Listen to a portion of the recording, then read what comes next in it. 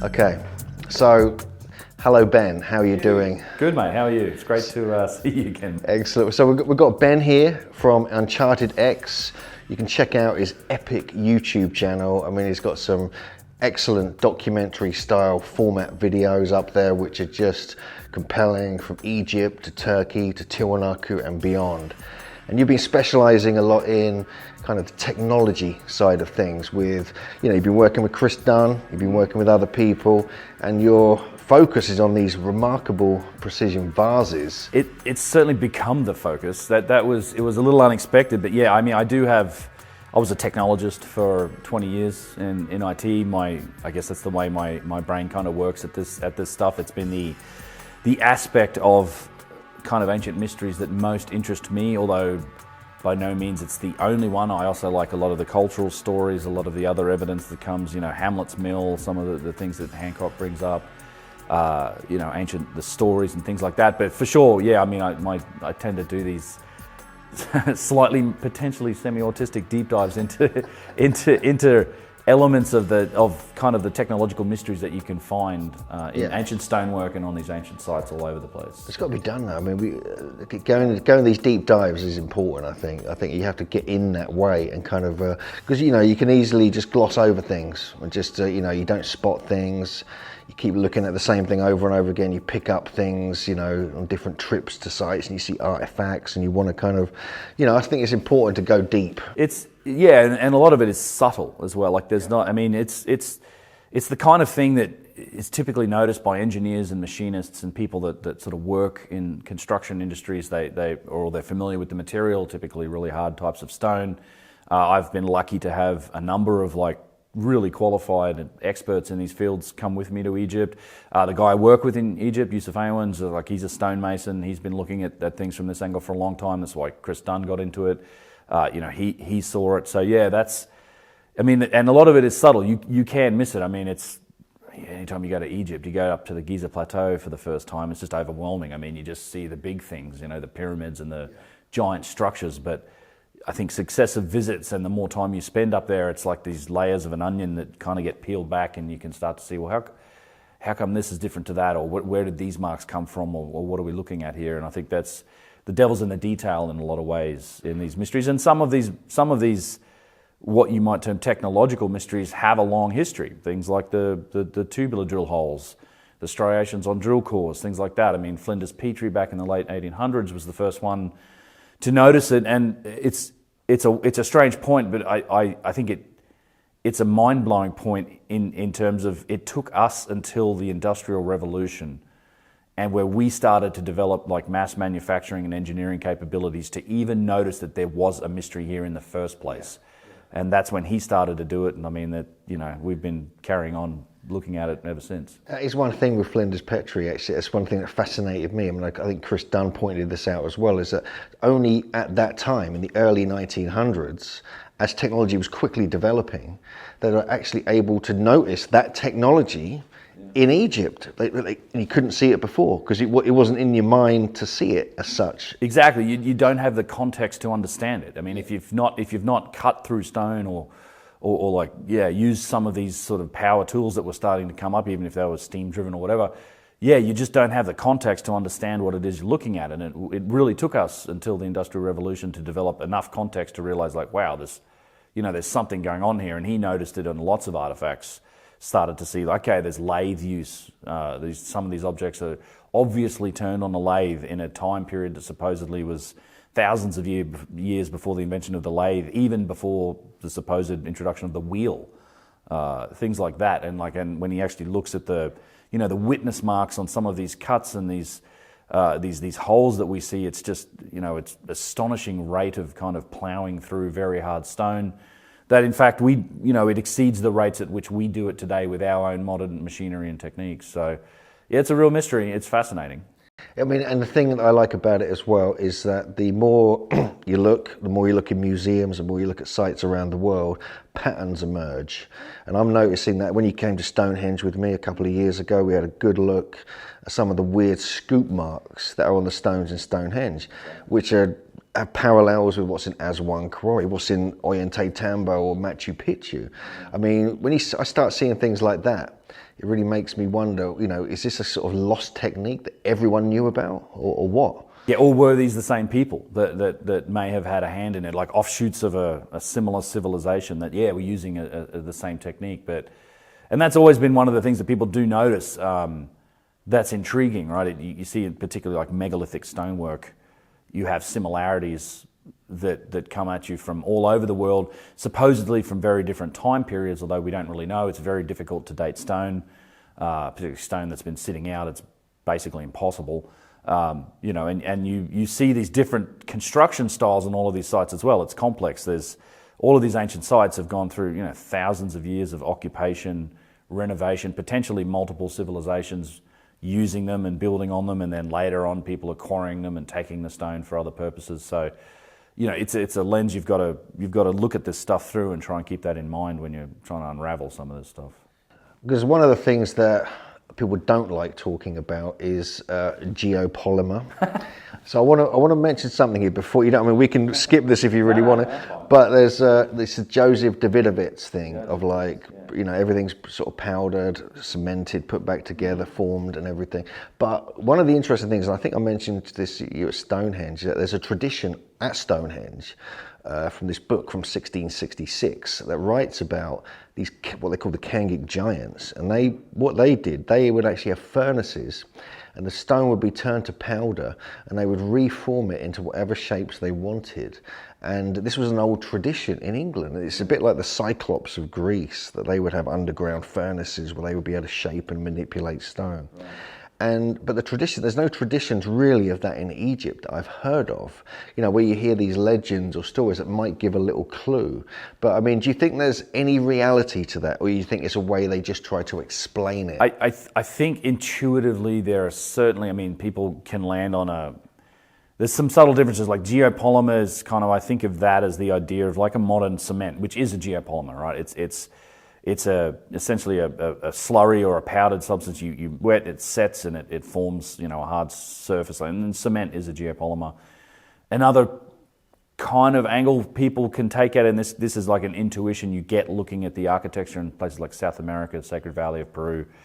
It's like some sort of form of stone softening, where you're not really a geopolymer, but somehow the stone is being softened like a toffee, and it's pushed into place, and that's like just intuitively, given the curves and the flowing design of those stones, it's like, oh, maybe it's like they did that. We don't, if that's the case, we don't have a lot of evidence, or any evidence really, for how that might have been done. Specifically with geopolymers, I don't dismiss the idea. I try to remain open to it. In fact, there is some good evidence for it in places like Tiwanaku. Like there's some interest, and I think it's something that should be looked into further. I do have some challenges with that concept in Egypt, particularly when you're talking about things like granite. You know, granite, it's just not, what I say about it, it's not how granite works. Like granite, you try and melt it, it actually is, you know, it's a conglomerate, or it's made up of all these other constituent minerals that have different melting points, that have different hardnesses. People that have tried to melt it, you know, they're focusing at the sun, or they're putting heat on it, it tends to just explode, blow apart. You can't just form it into some sort of lava or slurry and then have it reharden back into granite. Naturally, granite, you know, it takes millions of years of heat and pressure to actually form it. You have crystal growth in the granite, like these quartz crystals actually grow in it. Furthermore, in places like Egypt, you know, and in a lot of other sites around the world, we literally have quarries. We have bedrock quarries where there are still objects attached to the quarry that were being carved out. So it seems pretty clear to me that, you know, a lot of this is stone that's coming from bedrock. It's being cut out and transported. You also have machining, you know, witness marks and tools for how it's being shaped. Similarly, the limestone's also a bit of a challenge to me. When people talk about the limestone in particular being a geopolymer in Egypt, it's tricky because it's nummulitic limestone. Like there are nummulites in it. It's fossilized. There are fossils in the limestone. And in fact, at places in particular, I noticed this at the Sphinx Temple, you know, limestone's a sedimentary stone, so it's laid down, these sediment layers get laid down again over millions of years, and they harden, and you have variations in those different layers in terms of hardness. And you can see that. So in the walls of the Sphinx enclosure, for example, So, and we know that the blocks for like the big blocks that some people claim are geopolymer, they were cut from these quarries because the ancient Egyptians, or whoever built these things, I'm not sure it was the dynastic Egyptians, but the big giant blocks of it that they took out and they built these the internal masonry of the temple structures from, you can actually see they lined up those sedimentary layers. So you can see it in the stone from one block to the next, these layers. They actually said, well, okay, we're going to take these blocks that were next to each other in the quarry and line them up, and you see these sedimentary layers. So I don't think, if it was a powder or it was some slurry, you wouldn't have fossils, it wouldn't form into these sedimentary layers. So yeah, I have some challenges with it. Obviously also all the blocks are a different shape and size. The way we look at, how we use modern geopolymer today, cement blocks, they're all the same shape and size. That's the most efficient way to do it. That's not to say that there isn't any merit to it. I do think that it's an interesting topic for explanation. I think there is some evidence for it in places like Tiwanaku that bears more research going into it, and I try to keep an open mind about it. Anyway, I just want to talk a bit about the vases, and I want to highlight it really, because then I can, because it's a big subject. But I want to then talk a bit about, like, they found some quite nicely polished stone plates at Karahan Tepe, and they're not the same extreme. And then I want to talk about the oldest ones from Egypt, because I want to draw a connection, maybe, So that's the kind of direction I want to go in. Yeah, well, Turkey. There's some other interesting artifacts come out of Turkey from the Neolithic period too. So one of the things you've been looking at with a few other people as well, I know Chris Dunn's involved in this, is these remarkable vases. Now they're small, they're compact. People just looked at them, thought nothing of them for many, many years, but they've now been scanned, they've now been looked at properly, and they're showing extremely high levels of sophistication. But what impresses me, some of them are so old, much older than you think. So can we just briefly explain them, especially the older ones? Yeah, well, so it is a remarkable category of artifacts that come to us from ancient Egypt. It is these stone vases, vessels. Some of them are tiny, some of them are small. You do get them that some of them are like, hip height. There are larger ones too. And it is one of the interesting, elements about these vases is that they are some of the oldest objects to come out of ancient Egypt.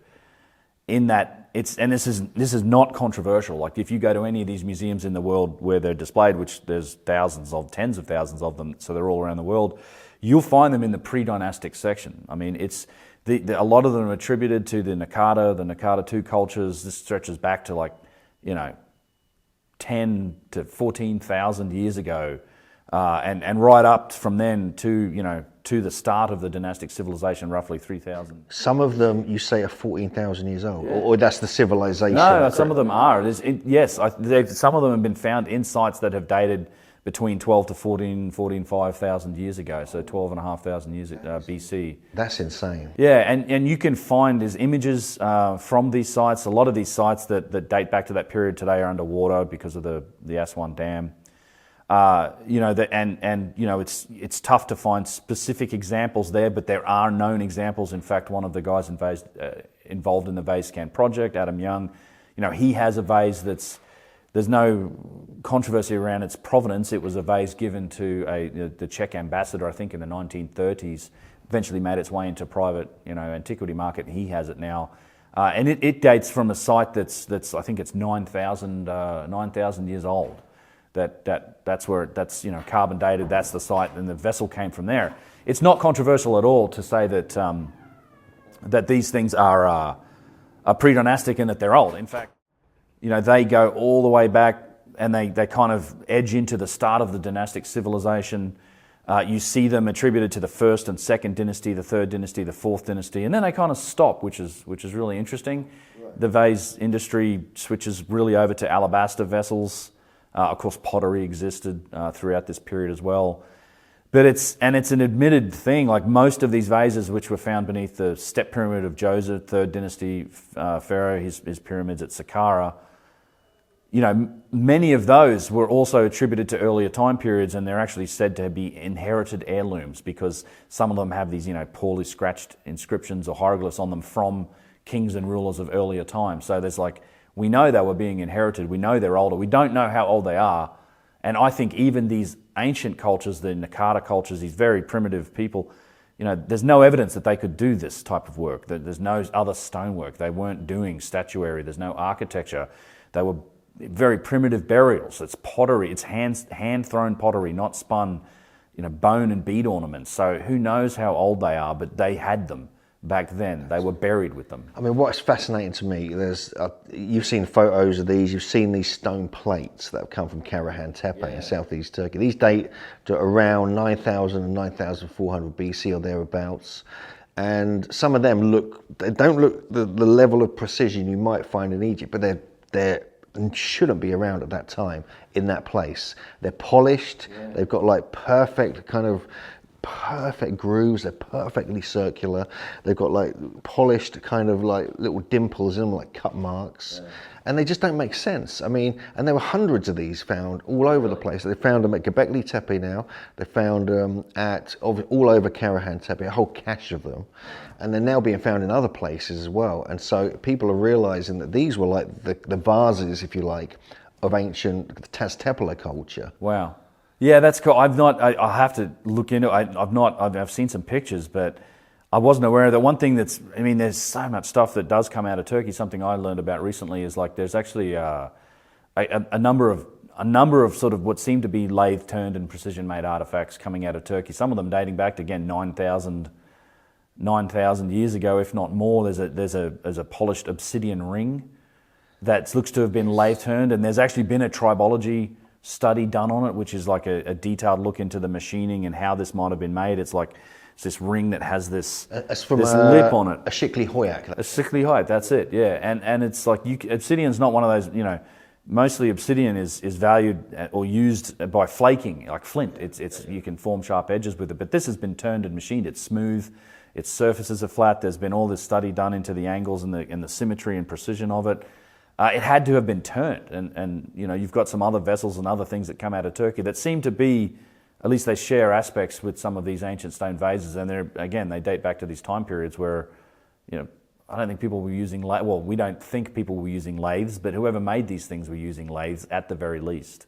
Yeah, that's pretty impressive. I mean, that Shikli Hoyak thing has been around for a while. No one's really, only Andrew Collins has really been talking about it, and yet it can't really be explained because Shikli Hoyak is not. That's like after the Taztepala culture, a little bit, not long after, but the whole site there is really simple. It's like Çatalhöyük. It's like kind of mud brick buildings with plaster, and yet they have this sort of beautiful masterpieces of jewelry which don't make any sense. It's true, and I think it's a factor that often gets overlooked in this discussion, and it's one that I talk about a bit, and it's this concept of just inheritance and reuse. I mean, we are inheriting these artifacts today from these ancient cultures, and I mean, with the vases, for example, like those do find their way into the hands of private collectors and people with the means to have them.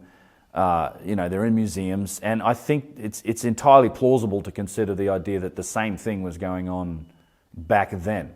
I mean, you can't really, to me, make a technological argument that Neolithic, essentially Stone Age people could manufacture these things when there's literally no evidence they were capable of it. In all of the other things that we've dug up on these sites and where we've found them, I mean, it's very relatively primitive. I mean, it's lithics, it's stone points, it's flaking, it's bone and beads, it's that type of thing. And then they have these artifacts. But I'd say that if you're in the business of, say, you get out of the Stone Age, you get into, like, say, Pottery Age. If you're making pottery and you're making jars and things like that, and you find a hard stone vessel that you're playing with stone as it is, you're going to immediately intrinsically recognize the value of it and the achievement of it, and it's going to become valuable.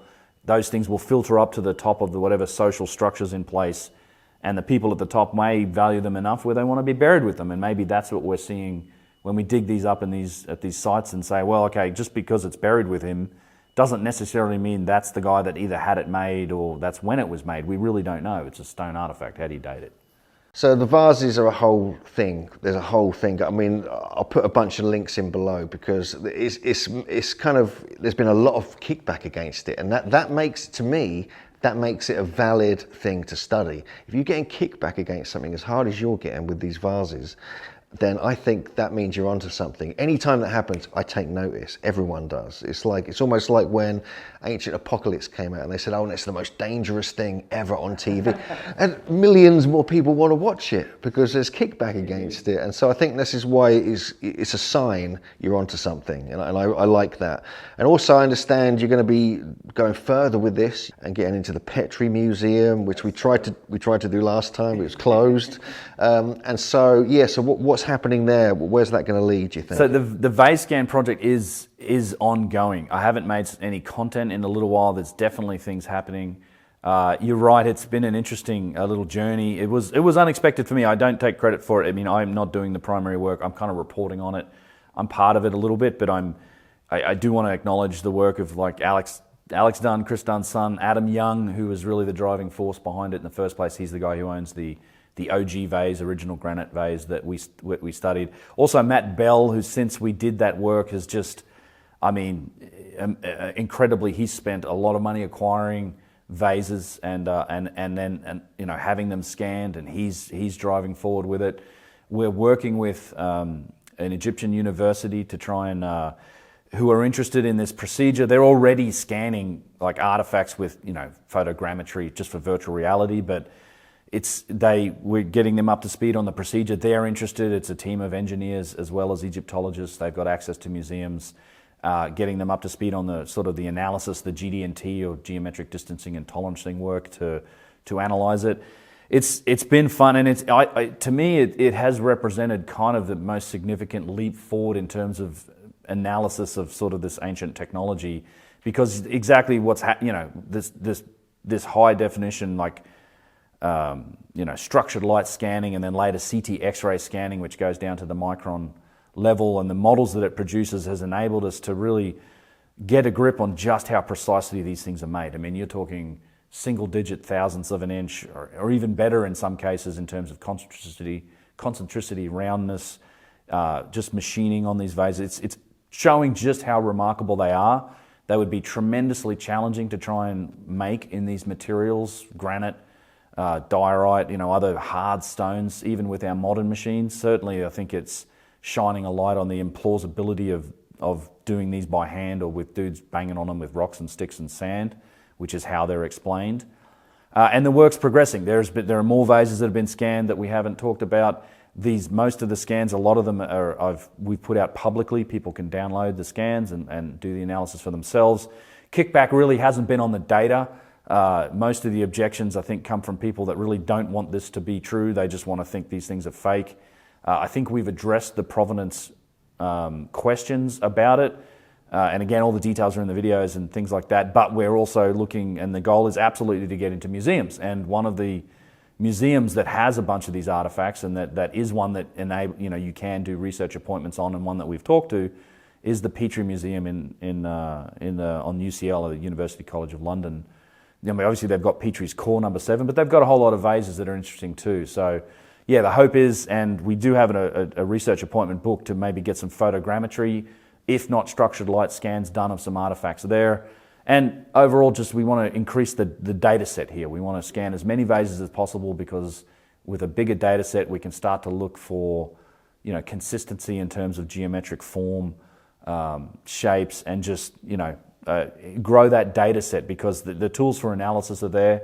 We kind of have a technique mapped out for it now, but I mean, it's moving forward. And this is like kind of, I think, the trend I hope that archaeology begins and Egyptology begins to adopt, which is using new technologies to kind of try and understand a bit more about how some of these artifacts were made.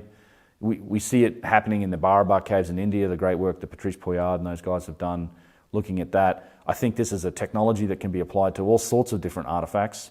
I'm using photogrammetry. We're getting really detailed photogrammetry and LiDAR scans of things like scoop marks and tubular drill holes and into stone, so that that as that database of information grows and we're able to do more analysis, who knows what is going to come out of it. But I think it's presenting some very challenging questions to that mainstream story of history and the idea that these were primitive people who made them, because that certainly doesn't seem to be the case, and it's something that engineers and machinists and people that understand precision and they understand manufacturing.